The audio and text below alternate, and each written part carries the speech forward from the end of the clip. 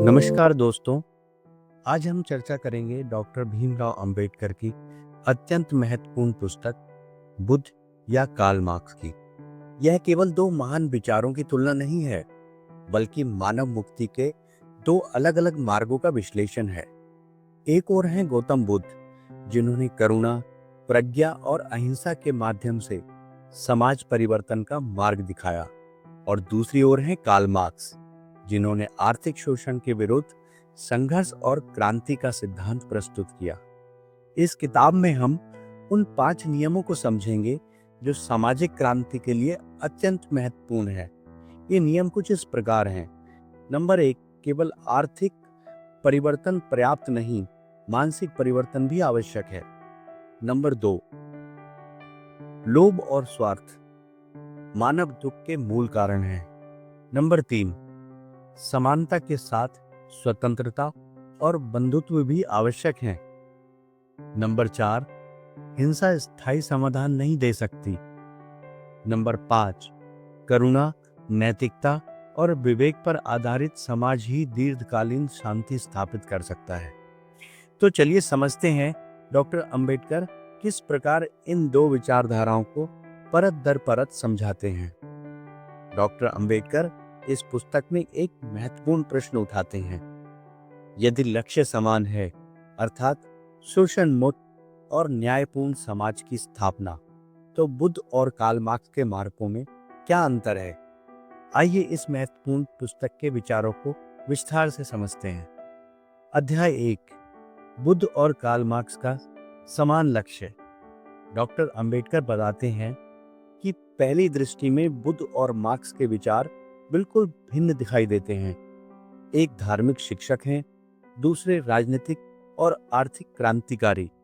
लेकिन गहराई से देखने पर दोनों का उद्देश्य काफी हद तक समान दिखाई देता है। दोनों मनुष्य के दुख को समाप्त करना चाहते हैं। दोनों शोषण और अन्याय के विरोधी हैं। दोनों ऐसी सामाजिक व्यवस्था चाहते हैं जहां मनुष्य सम्मानपूर्वक जीवन जी सके। दोनों मानते हैं कि गरीबी, अन्याय और असमानता मानव जीवन को दुखमय बना देते हैं, लेकिन समस्या के समाधान के उनके तरीके अलग हैं। यहीं से दोनों विचारधाराओं का वास्तविक अंतर प्रारंभ होता है। अध्याय 2, बुद्ध के अनुसार दुख का कारण। गौतम बुद्ध ने अपने चिंतन की शुरुआत मानव दुख से की।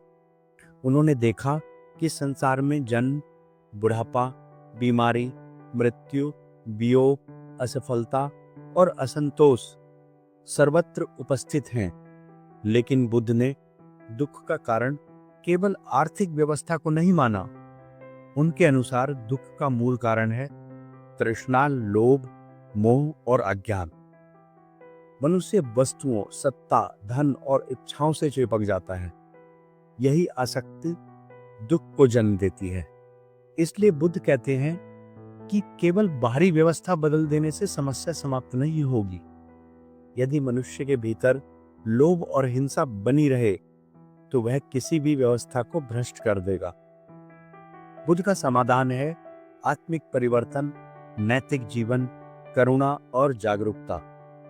अध्याय 3, मार्क्स के अनुसार दुख का कारण।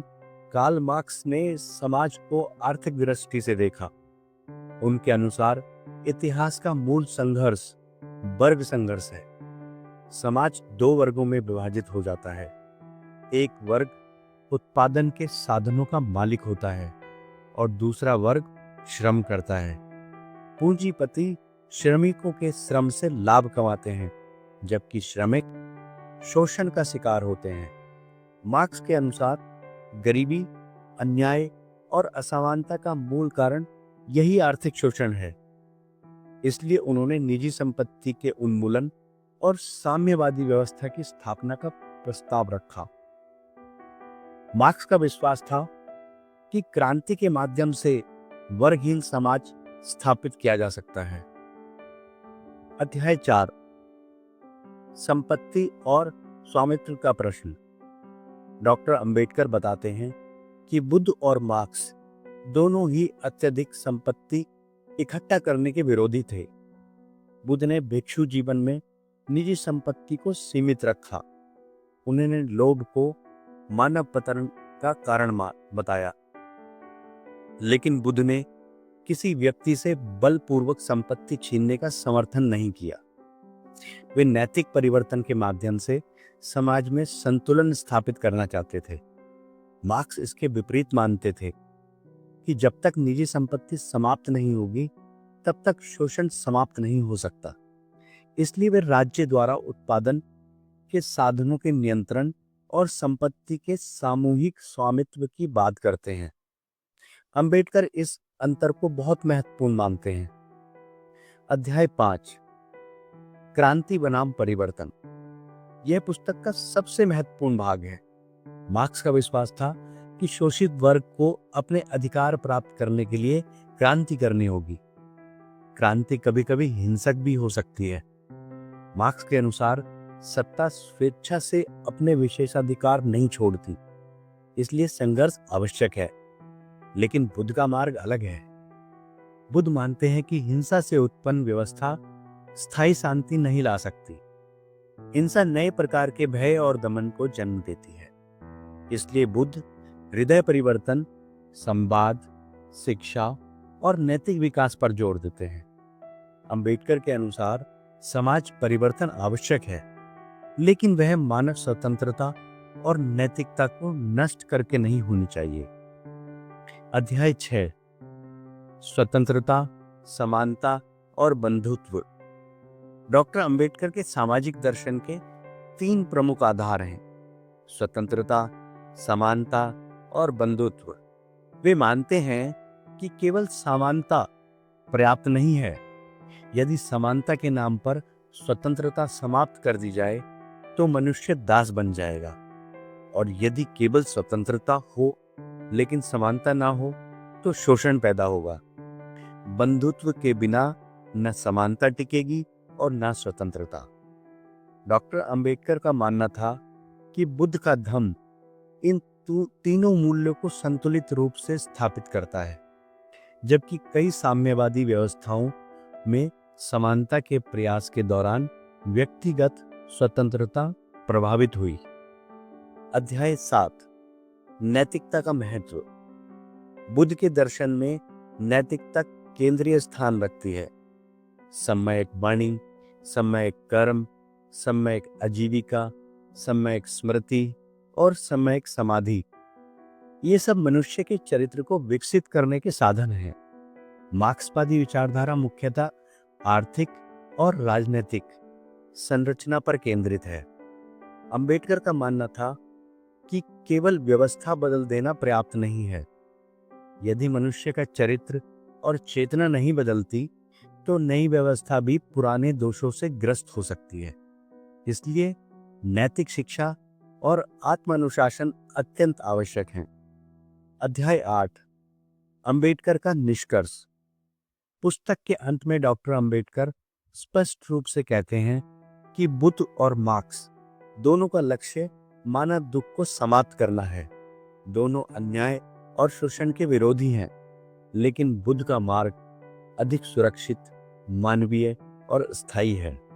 मार्क्सवाद तत्काल परिवर्तन की बात करता है, लेकिन उसके साधन कई बार हिंसा और दमन की ओर ले जा सकते हैं। बुद्ध का मार्ग धीमा हो सकता है, लेकिन वह मनुष्य की स्वतंत्रता, नैतिकता और करुणा को बनाए रखता है। अंबेडकर के अनुसार वास्तविक सामाजिक क्रांति वही है जो मनुष्य के भीतर और बाहर दोनों स्तरों पर परिवर्तन लाए। डॉक्टर अंबेडकर की यह पुस्तक बुद्ध या कार्ल मार्क्स हमें यह समझाती है कि समाज परिवर्तन का प्रश्न केवल राजनीति या अर्थशास्त्र का विषय नहीं है, यह मानव चेतना का भी प्रश्न है। यदि हम एक न्यायपूर्ण समाज बनाना चाहते हैं तो हमें बाहरी व्यवस्था के साथ साथ अपने भीतर के लोभ, घृणा और अज्ञान को भी बदलना होगा। यही बुद्ध का संदेश है, और यही वह कारण है कि डॉक्टर अंबेडकर ने अंततः बुद्ध के धम्म को मानव मुक्ति का श्रेष्ठ मार्ग माना। आशा करता हूं ये ऑडियो बुक समरी आपको पसंद आई होगी। धन्यवाद।